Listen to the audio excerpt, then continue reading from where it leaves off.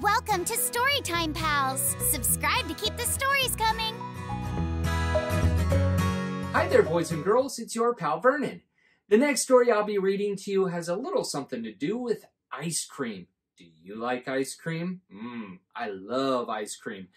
This next story is called Splat the Cat, Ice Cream for Ice Cream. I'm getting hungry for ice cream already. You ready? Here we go. Splat the Cat beamed in the back of the bus. His class was on a field trip to the ice cream factory. What? I could eat 4 ice cream cones a day, said Splat. I could eat 15, said Plank. And I could eat all yours and 1,000,000 more, said Spike. Kitten licked her lips. Ice cream, you scream, we all scream for ice cream, the friends cried. At the ice cream factory, ice cream swirled in big vats. Pipes steamed, nozzles gleamed.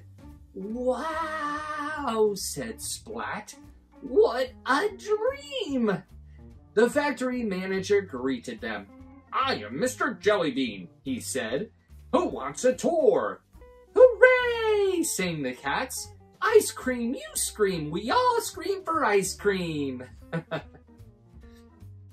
Mr. Jellybean led the class to a back room. The cats' faces fell. Huh? There was a chalkboard, chairs, and desks, but no ice cream to be seen. What? Mr. Jellybean cleared his throat. First, let's talk freezers, he said. Some are big, some are small. All are extremely cold. Mr. Jellybean talked on and on.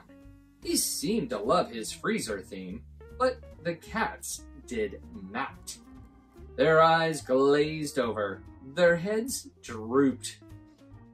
I think they're bored.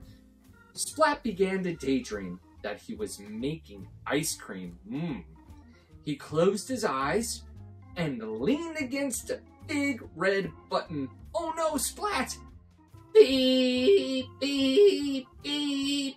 Alarms blared, lights beamed. Splat jumped and screamed, ah! Steam puffed out of a big pipe. Then, splat! Ice cream streamed out. Oh no! It became a huge ice cream wave that grew and grew and flooded the factory. Oh boy. Now that's a lot of ice cream, said Plank, taking a taste. Yum! What happened? Mrs. Wimpy Dimple asked. I don't know, said Splat from under the chocolate chips. The class cleaned themselves up. Mrs. Wimpy Dimple counted heads. Everyone was there except... Seymour! Splat screamed. I have to find Seymour, he said. He ran back toward the door.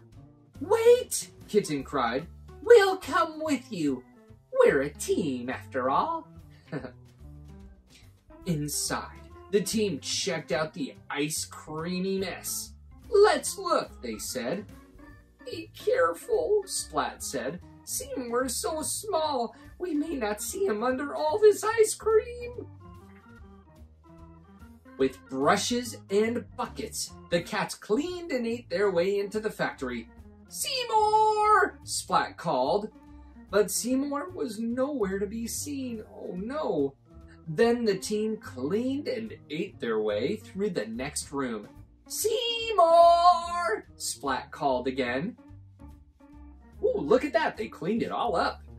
The team continued until the factory gleamed.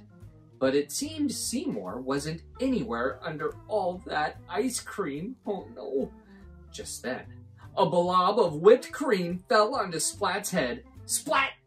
Splat looked up. Huh? There was Seymour. He was way up on a beam.